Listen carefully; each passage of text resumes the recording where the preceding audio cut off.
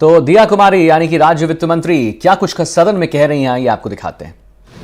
अगला पूरा सर, जो मैंने क्वेश्चन करा मैं सिर्फ उसका आंसर चाह रहा हूं। मैं कोई क्वेश्चन का आंसर चाहता हूं, मेरे को आपका संरक्षण चाहिए। मैंने इनसे ये पूछा, जो नॉर्म्स हैं, जो आपकी सड़क नीति बनी हुई है, क्या आप उनके नॉर्म्स को अडेयर कर रहे हो? Are you following those norms और नॉट? मेरा सिंपल सा क्वेश्चन है। माननीय मंत्री जी, बिल्कुल हम लोग उसको फॉलो कर भी रहे हैं और आगे भी करेंगे। और ऐसा कुछ अगर है तो आप मुझसे मिले, आपकी कोई अगर ऐसी विशेष सड़कें हैं जो आपको लगता है 3 सालों में ध्यान नहीं दिया गया, मैडम वैसे तो ये समस्या तो पूरे प्रदेश की है और पूरी तरह से हमारी सरकार इस पे पूरी तरह से मैडम, मेरे यहाँ ना तो कोई सड़क की प्रॉब्लम है, ना मैं आपसे मांग रहा हूं। आपने जो 9,000 करोड़ का बजट दिया है उसमें से 2,000 करोड़ सेंट्रल सरकार के हैं, आपके नहीं है। ये भी आपको बता देता हूं, वो भी आपके नहीं है, वो भी आपके नहीं है। आपने जो बजट में विंडो ड्रेसिंग करी है उसकी बात नहीं कर। आप दूसरा प्रश्न पूछो, जब वो जवाब दे रही है तो मैं भी वैसे ही जवाब। भाषण नहीं। संजय, ऐसा किसका कहा, इसकी चर्चा की आवश्यकता नहीं है। सबके हो रहा है, यहाँ भी था वहां भी है, वो भी आप ही का पैसा है। क्या आपने सभी सड़कों का जो नवीनीकरण करा है, जो एज पर सड़क नीति आपने नवीनीकरण करा है सभी सड़कों का, आपने मुझे अभी लंबाई का आंसर दिया है।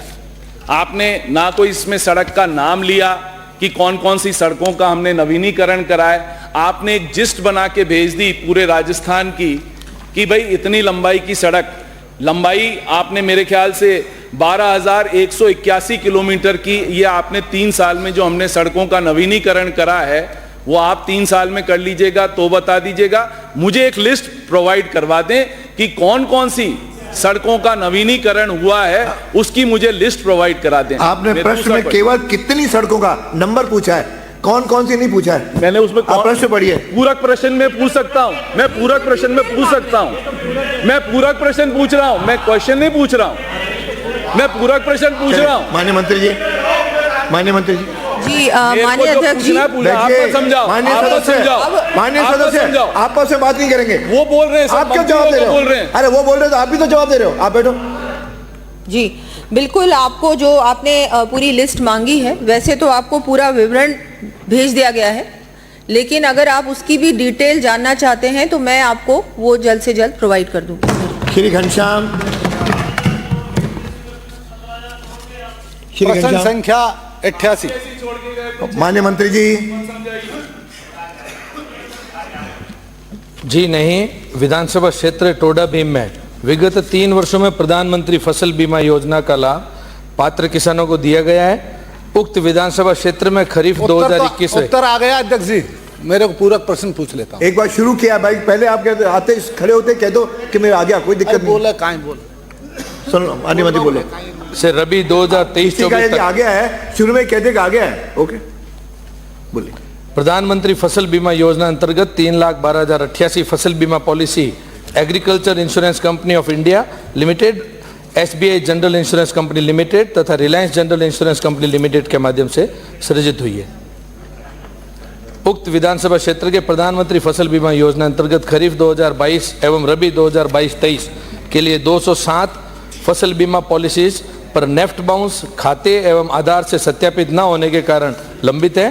प्रधानमंत्री फसल बीमा योजना अंतर्गत रबी 2023-24 के लिए बीमा क्लेम आकलन पोर्टल के माध्यम से गणनाधीन है।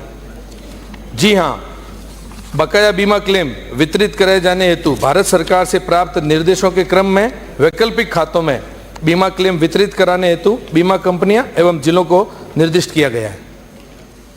माननीय पूरा प्रश्न। माननीय अध्यक्ष महोदय, पहले तो मैं कृषि मंत्री जी किरोड़ी लाल जी इसमें नहीं आए सदन में, दूसरे मंत्री जी से जवाब दिलाया जा रहा है, फिर भी कोई बात नहीं। प्रधानमंत्री फसल बीमा योजना के जो पात्र किसान हैं उनकी सूची मैंने मांगी थी, एक तो सूची नहीं दी है, दूसरा ये है कि विचाराधीन जो पेंडिंग किसानों का जो भुगतान कब तक मंत्री जी करा देंगे, ये मैं सदन के माध्यम से चाहता हूं कि कब तक उनकी सूची दे देंगे और उनका कब तक पेमेंट करा दें। बैठिए माननीय मंत्री जी। सूची वाला प्रश्न आपने पहले करवाया था, आपने फिर से नया सवाल किया था बाद में। आपके पूर्ववर्ती सवाल के अंदर सूची आपने मेज पर मांगी थी, लेकिन अब ये जो आपने सवाल अभी नया किया उसी का मैंने आपको जवाब दिया है अध्यक्ष जी के मार्फत। और जैसा कि अभी बताया गया है कि वैकल्पिक खातों का बीमा क्लेम, जो खाते बाउंस हो जाते हैं उनका नया वैकल्पिक गांव के अंदर जाकर के कैंप लगाती है बीमा कंपनियां, और कैंप लगा करके उनके नए वैकल्पिक खातों का मिलते ही उसका जल्दी से जल्दी आपका क्लेम दिलवाया जाएगा। वैसे आपका जैसे कि बताया 207 लोगों का 20,000 रुपये 20,199 रुपये का ही क्लेम बाकी है आपकी विधानसभा में। माननीय अध्यक्ष महोदय, खाते तो कभी बाउंस होते ही नहीं है, मंत्री जी गलत जवाब दे रहे हैं। तो इसी विषय पर बात करने के लिए हमारे संवाददाता वीरेंद्र सिंह शेखावत हमसे बात करेंगे, जिनसे हम बात करेंगे इसी सिलसिले में। वीरेंद्र, आज की बैठक जो है हंगामेदार होने वाली है, किन मुद्दों पर घेरा जा सकता है सरकार को, जरा उसके बारे में आप बताइए। बिल्कुल, देखिए आदित्य, आपको बताना चाहूँगा कि जिस तरीके से बीजेपी ने जो सदन की स्टार्ट होने से पूर्व जो विधायक दल की बैठक बुलाई है, उस बैठक के अंदर जिस तरीके से आपने देखा कि बजट को लेके यहाँ पे वित्त मंत्री दिया कुमारी हैं, वो जवाब देती हुई दिखाई दे रही है। इसके साथ साथ आप देखेंगे कि मुख्यमंत्री भजनलाल शर्मा की अध्यक्षता के अंदर ये विधायक दल की बैठक आयोजित की गई और इसके अंदर कई महत्वपूर्ण निर्णयों को लेकर यहाँ पे डिसीजन लिया गया है। इसके साथ ही आपको बताना चाहूँगा कि जिस तरीके से आपने देखा होगा कि बजट के दौरान जो विपक्ष है वो लगातार है वो हंगामा करते हुए दिखाई दे रहा था, तो वहीं पर आप देखेंगे कि जो वित्त मंत्री जब बजट की अपनी कई ऐसी महत्वपूर्ण घोषणाएं जो केवल कागजों के ऊपर देखने को मिल रही है, लेकिन धरातल पर नहीं उतारने की जो बात विपक्ष लगातार कर रहा है, कहीं ना कहीं सरकार के लिए बड़ी सिरदर्दी बन रही है। और इन्हीं अहम मुद्दों को लेकर यहाँ पे मुख्यमंत्री भजनलाल शर्मा हैं, उनकी अध्यक्षता के अंदर ये बैठक आयोजित की गई है। और इसके अंदर आपने देखा होगा कि इस बैठक के दौरान तमाम जो विधायक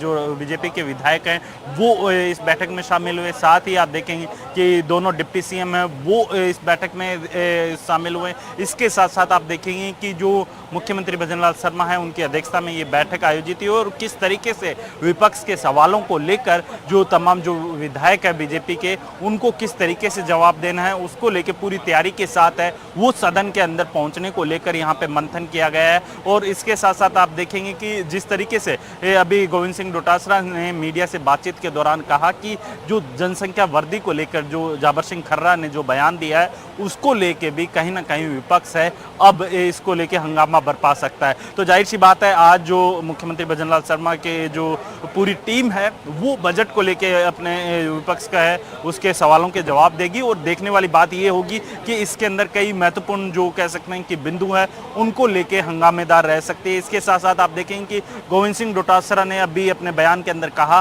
कि जिस तरीके से राजस्थान की भजनलाल सरकार है वो केवल दिल्ली से ऑपरेट हो रही है, यानी हर डिसीजन के लिए उन्हें दिल्ली जाना पड़ रहा है। जिस तरीके से मुख्यमंत्री भजनलाल शर्मा ने अपने बजट के अंदर 2047 का जो विजन दिखाया है राजस्थान की जनता को, वो कहीं ना कहीं कांग्रेस के द्वारा जो 2030 का विजन था उसी को रीलॉन्च किया गया, यानी रीपॉलिश करके जनता के समक्ष है वो पेश किए जाने का आरोप लगाया जा रहा है। तो ये जो राजस्थान के अंदर जो विधानसभा सत्र के अंदर आप देखेंगे कि इस बार का जो ये सत्र है, जो आज का अगर मैं बात करूं इस आज के दिन की, तो इसके अंदर आप देखेंगे कि वित्त मंत्री हैं वो लगातार विपक्ष के सवालों का जवाब दे रही है और किस तरीके से डट कर मुकाबला करना है। कहीं ना कहीं ये बीजेपी के विधायकों की जो तैयारियां हैं वो उसके लिए ये बीजेपी की ये बैठक काफ़ी अहम रही है। जी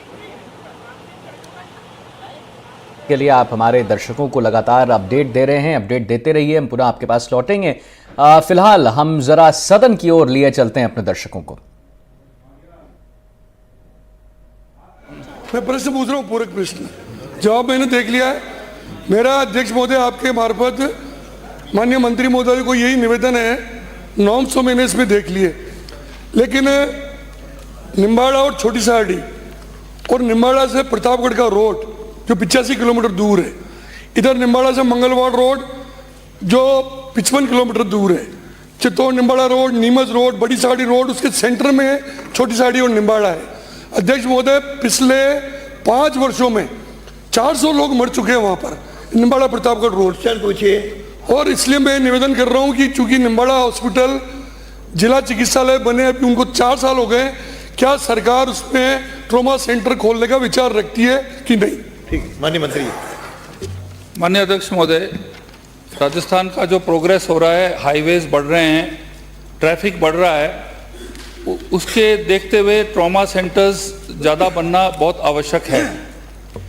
जो गवर्नमेंट ऑफ इंडिया की जो गाइडलाइंस है उसके तहत कहीं भी एक्सीडेंट हो तो 50 किलोमीटर के डिस्टेंस के अंदर एक ट्रॉमा सेंटर होना चाहिए। कहने का मतलब है कि हर 100 किलोमीटर के अंदर एक ट्रॉमा सेंटर होना चाहिए ताकि 50-50 किलोमीटर यूं कवर कर सके। आपने जो अभी बोला था कि इनको जो 2 ट्रॉमा सेंटर्स की मांग करी थी, एक निम्बाहेड़ा के अंदर और एक आपने दूसरा और बोला था आपने छोटी सादड़ी के अंदर। अभी जो भौगोलिक दृष्टि से देखा जाए तो आपके चित्तौड़गढ़ के अंदर ट्रॉमा सेंटर है, वो आपके निम्बाहेड़ा से खाली 32 किलोमीटर है। गंगरार के अंदर ट्रॉमा सेंटर है जो आपके निम्बाहेड़ा से